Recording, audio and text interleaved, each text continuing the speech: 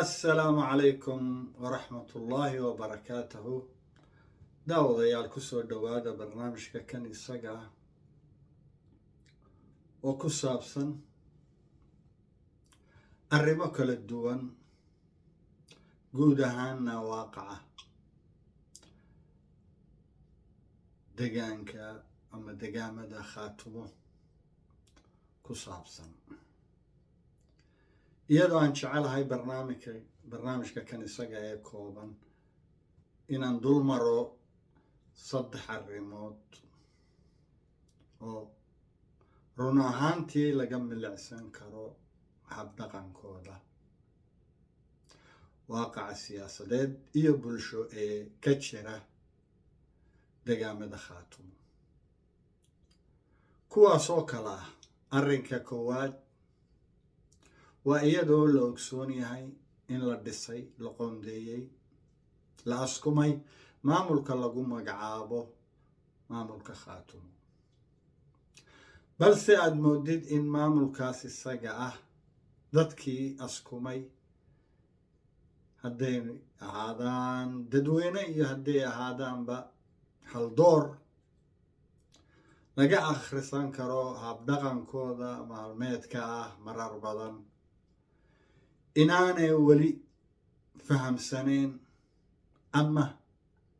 aanu u cuntamin maamulka khaatumo, isla mar ahaantaasna iyagoo haddana muujinaya inay maamulkaas isaga ah taageero u hayaan. run ahaantiina waa la oran karaa wayna tahay in dadkaas ay maamulka taageero u hayaan, balse taageeradaas iyada waa inay ku fadhidaa micno iyo nuxur oo ay ugu dambeyntii ku dambaysaa mid noqota mid midho dhala, balse taageero laga yiraahdo afkaas isaga ah ama baarkiis aan loona turjubin habdhaqan maalmeed,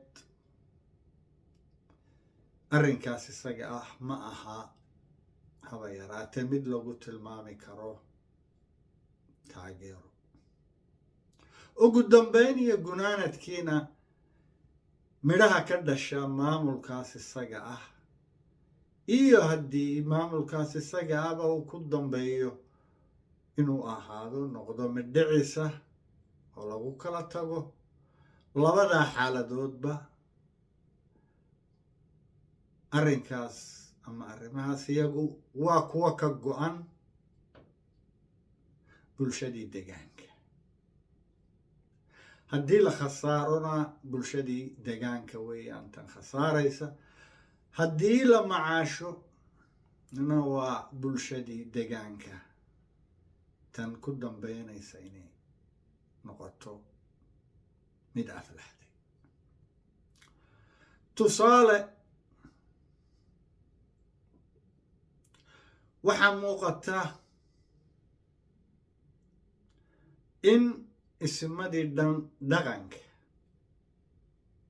ee beesha dhulbahante ay micnihii marar badan muujinayaan inay faraha kula jiraan shaqadii maamulka loo igmaday, ayna yihiin iyagu kuwii maamulkaas isaga ah ee khaatumo ku magacaaban u xil saartay inuu ahaado maamulka matala aayahooda iyo danahooda, balse saan tilmaamay uu meesha ka jiro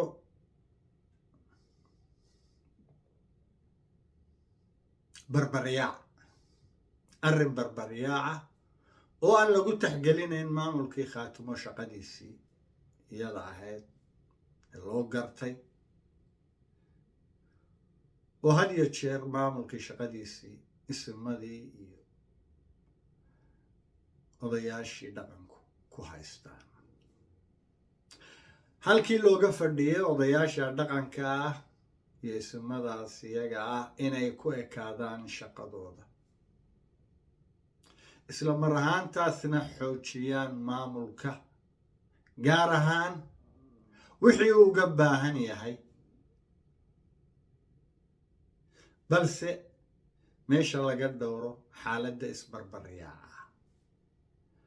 laakiin muuqaalka isimada iyo odayaasha dhaqanku muujinayaan waa mid laga akhrisan karo oo tarjumaya in micnihii iyaga laftoodu awood raadis yihiin. arrinkaas waa arrinka labaad oo lama huraanka ah run ahaantii una baahan sixid iyo wax ka qabad, iyadoo aan arrinkaas isaga laftiisa barnaamij hore ku carbaabay oo kaga faallooday, oo ah in hubka ciidamada ama maleeshiyaadka beelaha khaatumo ama dhulbahante gacanta maamulka lagu wareejiyo, hadday tahay hubka iyo hadday tahay cududda ciidamba, oo ay noqdaan gunaanadkii ugu dambeyntii kuwa u hoggaansamaa maamulka khaatumo. sidaan ogsoonnahay, siiba dagaalkii gooja cadde, hub badan oo maamulka Soomaali diidkaa laga qabtay ayaa ku dambeeyey inuu noqdo mid u gacan galay beelihii ka qayb galay dagaalkii gooja cadde iyo guud ahaan dagaaladii ka dhacay gobolka Sool. balse nasiib darra ay tahay, iyadoo ay jirtay baaq uu maamulku jeediyey laga hayo mudane cabdulqaadir firdhiye, hogaamiyaha maamulka khaatumo, uu ku codsanayo in hubkii isaga ahaa loo soo gacangeliyo maamulka, balse aad moodid in dheg jalaq leh aan loo dhigin arrinkaas isaga ah. arrinkaasuna uu yahay arrinka keenay isku dhacii dhex maray maleeshiyaad ka tirsan beelaha jaamac siyaad iyo bahar same waayihii dambe ama weeyagii tegay. arrinkaasuna run ahaantii yahay mid u baahan in foolxumadiisa iyo waxyeeladiisa lasoo afjaro.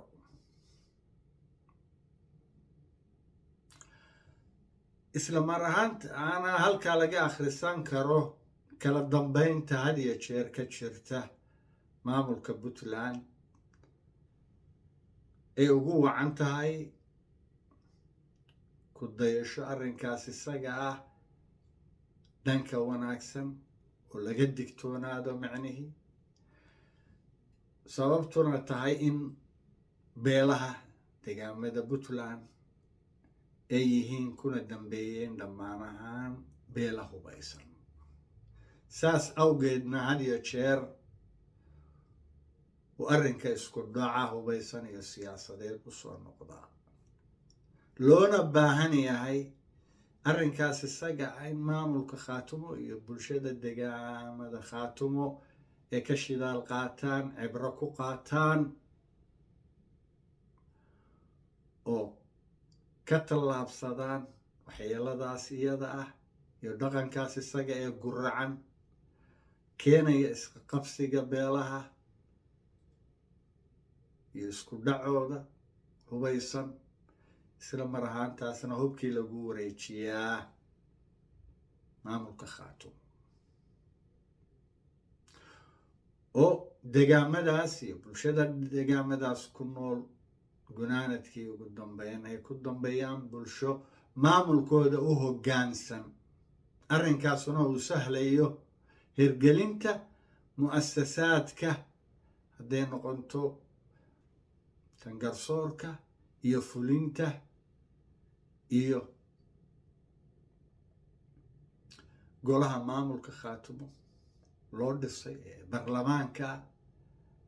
iyo sidii ay u qabsan lahaayeen shaqadooda ay ugu fududaan lahayd. balse iyadoo uu jiro isbarbariyaacaas isaga ah iyo xoogag hubaysan, run ahaantii mu'asasaadkaas iyaga ee tilmaamanaya xusan noqon maayaan kuna dambeyn maayaan kuwa waajibaadkooda iyo shaqadooda loo iskumay ka soo baxa. arrinka saddexaad oo u baahan isaga laftiisu fiiraa gaar ah iyo wax ka qabad waa arrinka warbaahinta iyo warfaafinta, iyadoo ay jiraan taageerayaal badan oo taageera maamulka Khaatumo, gaar ahaan dadka deegaamadaas iyaga ka soo jeeda, gaar ahaan u dhashay beesha Dhulbahante. way jiraan youtubers badan oo taageera maamulkii, balse marka loo fiirsado oo la qiimeeyo habdhaqankooda iyo waxqabadkooda, run ahaantii uu yahay mid la oran karo inuu yahay mid laga yaqiiqsoodo oo run ahaantii waxyeeladiisa leh. waxyeeladu leeyahayna ay ka badan tahay manfaca uu bulshadiisa u hayo ama u gudbiyo, taasoo laga milicsan karo afxumada. soomaaliduna tiraahdo afxumo dadkay kaa geysaa, waxyeeladeedana leedahay. run ahaantii arrinkaas isaga ah inuu yahay arrin fiirsasho u baahan oo shakhsiyaadkaas iyaga ay ka shaqeynaya warfaafinta ay noqdaan kuwa micnihii standardkii iyo levelkii iyo tayadii iyo qiimihii iyo nuxurkii looga baahnaa warfaafinta iyo warbaahinta ah inay yeeshaan, oo aanay noqon kuwa dadka deegaanka ku dira bulshada Soomaaliyeed ama ay dhibsadaan bulshada deegaamada Khaatumo. daawade iyo cid walba ay khusayso oo ay saamayso arrimahaasi, waxaa la gudboon in arrimahaas iyaga gaar ahaan saddexda ah loo yeesho fiirsasho gaar ah, waxna laga qabto, run ahaantiina loo hoggaansamo wanaagooda, lagana tallaabsado waxyeeladooda. arrinkaas ama arrimahaasuna yihiin arrimaha run ahaantii ku dambeyn doona oo noqon doona kuwa ka dhiga halganka bulshada reer Khaatumo mid midhan dhala. daawada dhegaysta, waa anigoo ah Khaalid Xasan Yuusuf. intaan barnaamij kale ku kulmi doono, assalaamu calaykum waraxmatullaahi wabarakaatu.